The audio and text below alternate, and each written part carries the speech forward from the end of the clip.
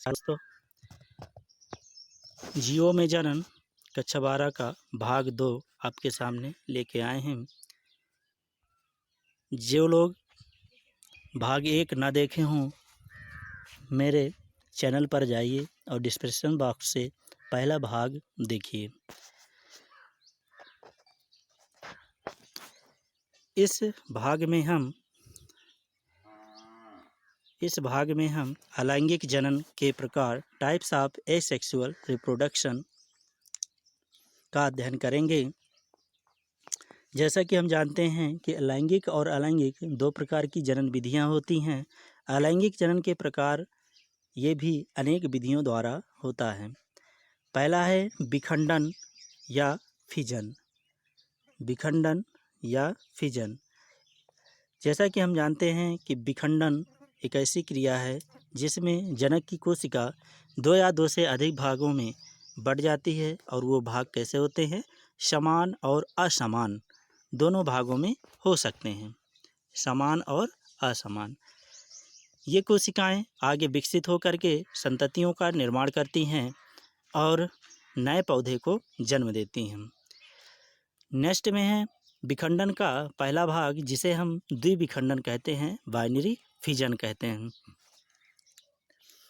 इसमें जैसा कि नाम से ही प्रतीत होता है कि द्विविखंडन यानी 2 भागों में किसी चीज़ का खंडन होना। इसमें प्रत्येक कोश जनक कोशिका 2 समान भागों में विभक्त हो जाती है और प्रत्येक भाग वृद्धि करके वयस्क अवस्था प्राप्त करके एक नए जीव का निर्माण करता है। इसमें एग्जाम्पल के तौर पे है अमीबा, पैरामीशियम, यूग्लिना और डाइटम्स। यूग्लिना और डाइटम्स एग्जाम्पल हैं। अमीबा भी 2 भागों में विभक्त होकर के नई 2 कोशिकाओं का निर्माण करते हैं और वो कोशिकाएं विकसित होकर के वृद्धि करके आगे चलकर एक नए जीव का निर्माण करती हैं। दूसरा भाग है इसका बहुविखंडन, मल्टीपल फिजन। बहुविखंडन का आशय है कि किसी भी जनक कोशिका के बहुत सारे खंड होना। इसमें एक जनन कोशिका द्वारा अनेक संततियां उत्पन्न किया जाता है, जैसे प्लाज्मोडियम मोनोसिस्ट। नेक्स्ट में आते हैं मुकुलन। मुकुलन ये अधिकतर हाइड्रा जैसे जीवों में पाया जाता है और इस प्रकार के अलैंगिक जनन में जनक के शरीर पर एक अतिवृद्धि या कलिका उत्पन्न होती है जो वृद्धि करके जनक के समान हो जाती है और वो जनक से पोषण प्राप्त करके जनक से अलग हो जाती है। अर्थात इसका कहने का आशय ये है कि मुकुलन में जो जनक होता है वो उसमें कुछ कोशिकाओं में अत्यधिक वृद्धि होती है, विभाजन होता है और वो विभाजन कलिका के रूप में उत्पन्न होता है और उस कलिका वृद्धि करके जनक के समान हो जाती है और पूरी तरह उस जनक की कोशिकाओं से पोषण प्राप्त करती है और पोषण प्राप्त करने के बाद जनक से अलग हो जाती है। जी दोस्तों, जैसा कि चित्र में दिखाई देता होगा कि हाइड्रा में ये जो भाग है इसमें कोशिकाओं का विभाजन अत्यधिक तीव्र गति से होता है और फिर आगे चल करके बड बनता है। बड बन करके एक नई समान संरचना बनाता है हाइड्रा के समान और ये पोषण प्राप्त करने के बाद पुत्री हाइड्रा या पुत्री कोशिकाएं जनक से अलग हो जाती हैं। ठीक दोस्तों, नेक्स्ट में हम हाइड्रा में बाह्य मुकुलन होता है। जी, जैसा कि आपको स्क्रीन पर दिखाई देता है कि पहले हाइड्रा में जो बाह्य मुकुलन होता है यानी बाह्य स्थिति हमको पूरी तरह दिखाई देती है कि कैसे बड बनता है और बड बन करके एक नया हाइड्रा तैयार होता है। जबकि स्पांजिला जैसे जीवों में आंतरिक मुकुलन होता है जिसकी संरचना को जैम्यूल्स कहते हैं। जी दोस्तों, क्या कहते हैं? जैम्यूल्स कहते हैं। जैम्यूल्स कहते हैं। ठीक है, नेक्स्ट में आएंगे हम नेक्स्ट में आएंगे हम बीजाणु द्वारा या स्पोर्स। इसमें बीजाणुओं के माध्यम से ही जनन की क्रिया होती है। ये अधिकांश कवक तथा शैवाल जैसे जीवों में गतिशील संरचनाओं के द्वारा अलैंगिक जनन होता है, जिन्हें चल बीजाणु या जी स्पोर्स कहते हैं। यह जनन अनेक सूक्ष्म एवं एक कोशिकीय पतली वित्तयुक्त संरचना में होता है। जी दोस्तों, जैसा कि लिखा है इसमें जी स्पोर्स या गतिशील चल बीजाणु द्वारा ही इसमें अलैंगिक जनन होता है। और ऐसा जनन इस प्रकार के जनक कोशिकाओं में होता है जिनका शरीर एक कोशिकीय और पतली भित्तियुक्त संरचना वाला होता है, जैसे क्लेमाइडोमोनास और पेनिसिलियम। कुछ जीवाणु अगतिशील होते हैं जिन्हें अचल बीजाणु कहते हैं, जैसे यूलोथ्रिक्स।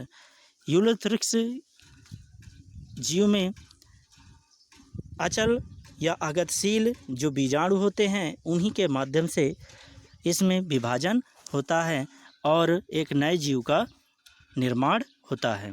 जैसा कि चित्र में दिखाई देता होगा, ये चित्र क्लेमाइडोमोनास का है। किसका है?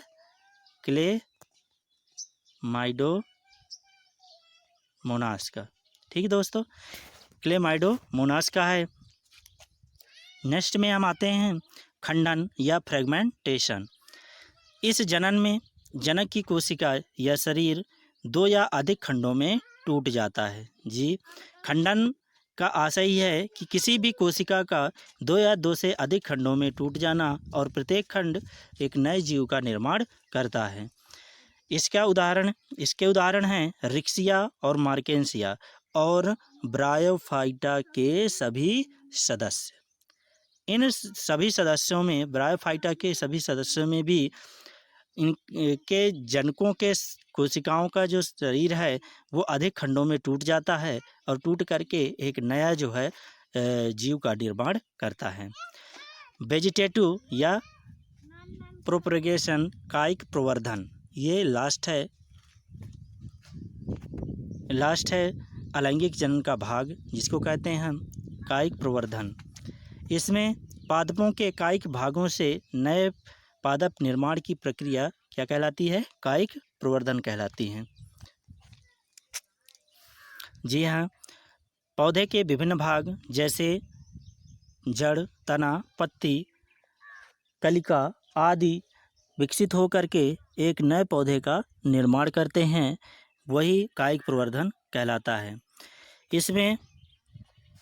इसमें पादप शरीर का कोई भी कायिक भाग उसके शरीर से अलग होकर के अनुकूल परिस्थितियों में नए पौधे का निर्माण करता है। इसे क्या कहते हैं? प्रवर्ध कहते हैं। ठीक दोस्तों, इसमें क्या होता है कि प्रत्येक पौधे में की जड़, तना और पत्ती और कलिका, ये अनुकूल परिस्थितियों में, वातावरण की अनुकूल परिस्थितियों में ये अनुकूल परिस्थितियां पा करके जड़, तना और पत्तियों से के माध्यम से एक नए जो है जीव का निर्माण करते हैं।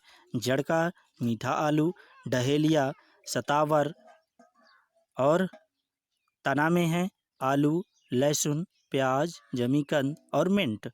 ये सभी चीज़ें आलू, लहसुन, प्याज, जमीकंद और मिंट जैसे पौधे, आलू तना है, लहसुन भी तना है, प्याज तना है, जमीकंद और मिंट ये भी तना है।